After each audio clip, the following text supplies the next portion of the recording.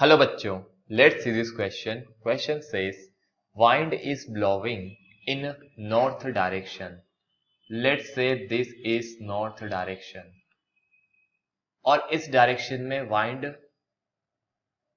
की डायरेक्शन है at a speed of 2 meter per second, which causes rain to fall at some angle with vertical. और उसकी वजह से रेन वर्टिकल से किसी एंगल पे फॉल हो रही है.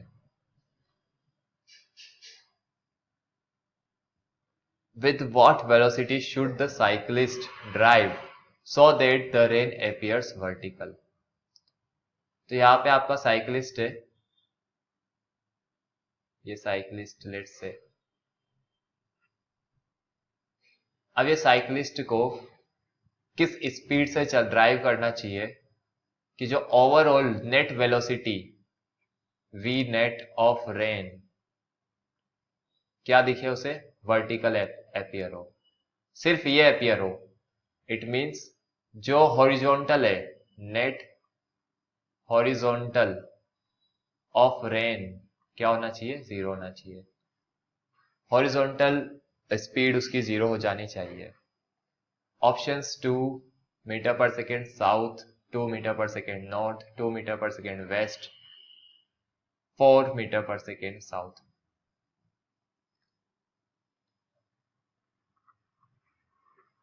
की कंसेप्ट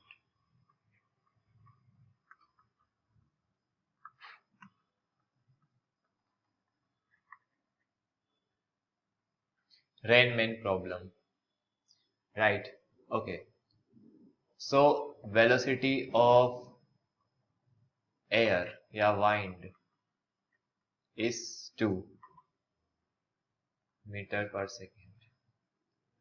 अगर हवा नहीं चलती तो रेन सिर्फ वर्टिकल होता, लेकिन हवा की वजह से तो रेन कैसा होता, वर्टिकल होता, वेलोसिटी ऑफ रेन. लेकिन हवा की वजह से इनका नेट कहीं बीच में होगा, यहां पे होगा V net of rain, right, यहां पे होगा.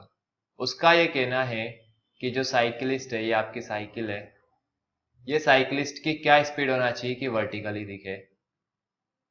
तो अगर साइकिल की स्पीड भी हवा की स्पीड के बराबर हो जाए, if speed of cyclist is equal to wind की स्पीड, तो क्या होगा,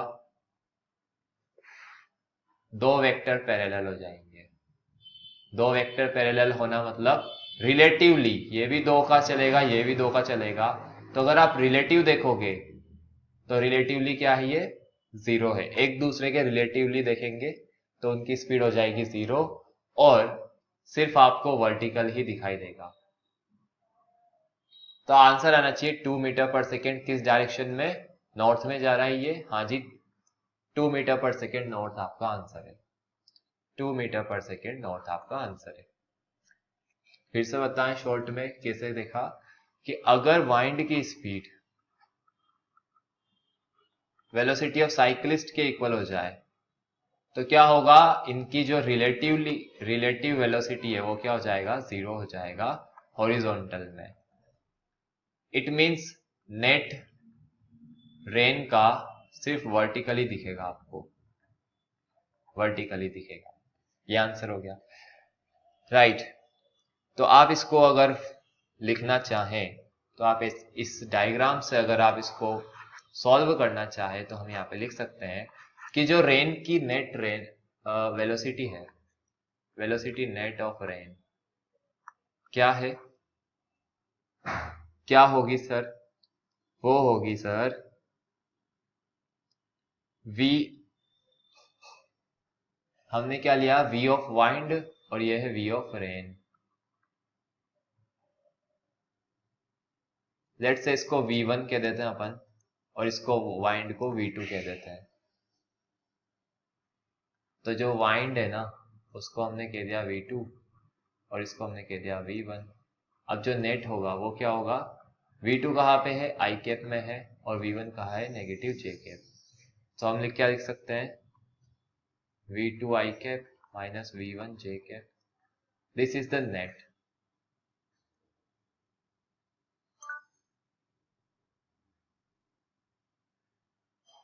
एक्स कॉम्पोनेंट 0 होना चाहिए, तो आप रिलेटिव देखोगे। अब ये तो रेन का हो गया, अब यहाँ पे आपका साइकिल वाला है,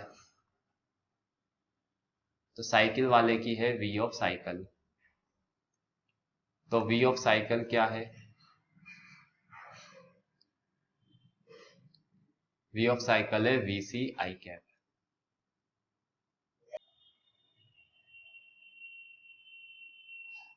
इट मीन्स अगर आप रिलेटिव देखोगे तो क्या आएगा, V ऑफ साइकिल किसका रिलेटिव, साइक्लिस्ट का विद रेस्पेक्ट टू रेन, तो VC minus VR net, VC I cap minus V2 I minus V1 J cap. तो यहां से क्या हो गया, ये VC minus V2 I cap plus V1 J cap. हमने ये बोला कि इसका जो नेट है, जो रिलेटिव है, इसका हॉरिजॉन्टल 0 होना चाहिए, मतलब VC माइनस V2 क्या होना चाहिए, 0 होना चाहिए। तो VC किसके इक्वल होना चाहिए, V2 के। तो हम इससे भी कह सकते हैं कि जो V2 है वो किसके इक्वल होना चाहिए, VC के। अगर V2 2 है तो VC भी 2 होना चाहिए, राइट। तो आप इसको ऐसे भी समझ सकते हैं। This is your answer. I hope you understood the solution very well. Best of luck. Thank you.